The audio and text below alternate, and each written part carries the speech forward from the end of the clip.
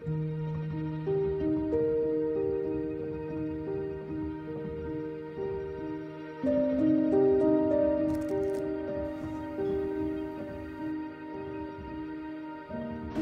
guys, magandang umaga sa inyo. So for today's video, I will make a rice cake. So gagawa tayo ng rice cake.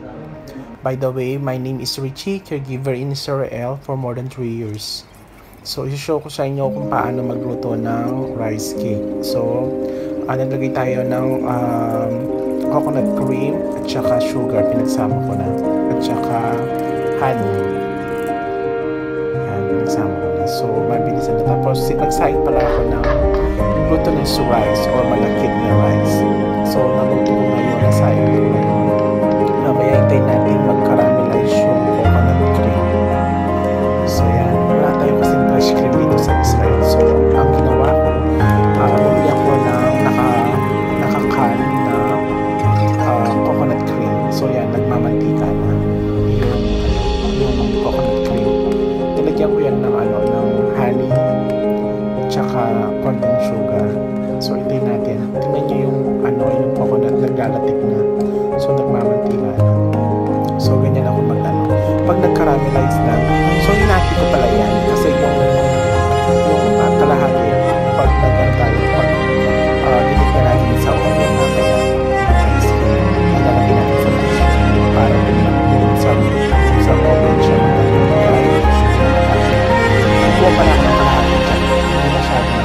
Hindi masyadong dito para ilagay ko sa taas ng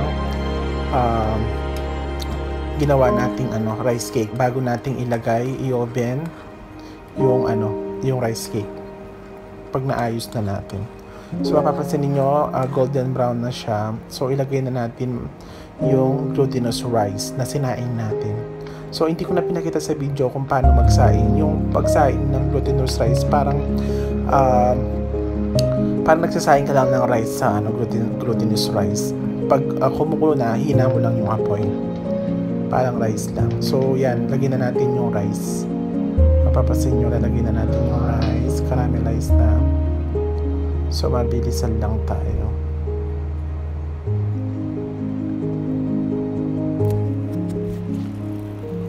So lalagyan na natin yung rice, yung glutinous rice. Pagsama-sama lang. Mabilis lang natin yan, no. Pinatay ko na yung niyan yung gas. Iano ko lang, i-mix well ko lang yung sinaing natin na glutinous rice.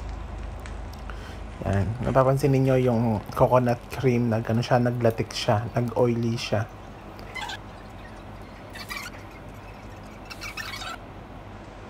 So yan.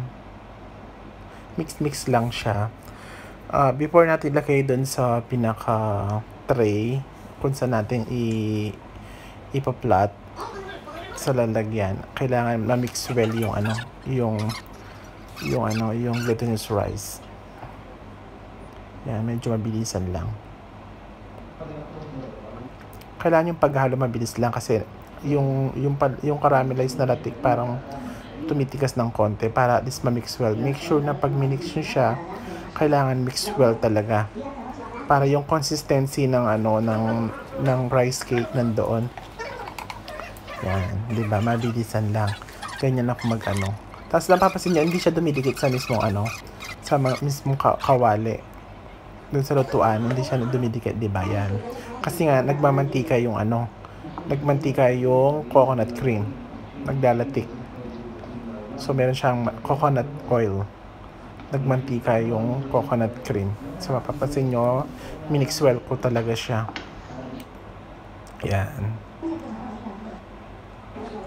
At saka pag nagluto ako ng rice cake, talagang maayos talaga siya. Maluto at saka maganda yung pagkakaluto niya. Yung appearance ng rice cake, talagang golden brown talaga siya. So yan, kailangan pag nagluto tayo ng yan. So ilalatag na natin siya sa tray. Kailangan flat siya. So yan, mabilisan lang naman yan. Flat lang siya. Tapos i-oven natin mamaya pag na-flat na siya na maayos. Yan, ganyan lang ako gumawa ng rice cake. 'Di ba? Napakadali lang gumawa ng rice cake. Easy but delicious, 'di ba? It is so easy to make it a rice cake and also delicious.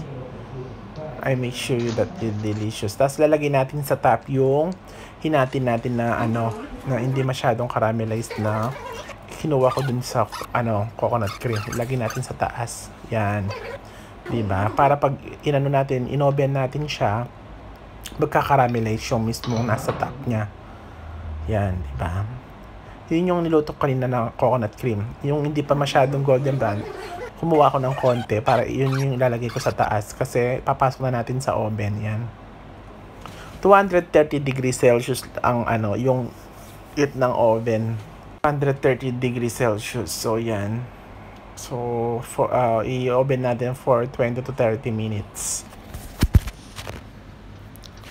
So napapansin niyo kumukulo na siya, golden brown na. So nagka-caramelize na yung nasa top na nilagay ko. Yan. Medyo 5 minutes pa. I-wait natin na mag-caramelize talaga yung nasa taas na nilagay natin. Yan. Yan, 'di ba? So ganyan ako magluto. Tingnan niyo yung yung oil, coconut oil nasa taas, 'di ba? So amoy pa lang, talagang sarap na yan, luto na. So bago natin kainin, palamigin muna natin, 'di ba? So hindi pa tayo nag-taste, pag kumain tayo, i-separate natin yung natin, yung video para dun sa taste pag kinain na natin. So hindi pa natin makakain ngayon kaya pansamantala papalamigin muna natin. So ang ganda yan, 'di ba? Ang ganda ng appearance niya, golden brown, tapos nag-caramelize yung nilagay ko sa taas. 'Di ba? Wow, sarap na sarap, guys. I hope na may natutunan kayo sa video na to. Before end of this video, please don't forget to follow my Facebook page, Richie Luwat, and also my YouTube channel, Buhay Caregiver sa Israel. Don't forget to like and click the notification bell, my YouTube channel, Caregiver sa Israel, and then my Facebook page is Richie M. Luwat. So don't forget to follow and subscribe my YouTube channel. Thank you so much.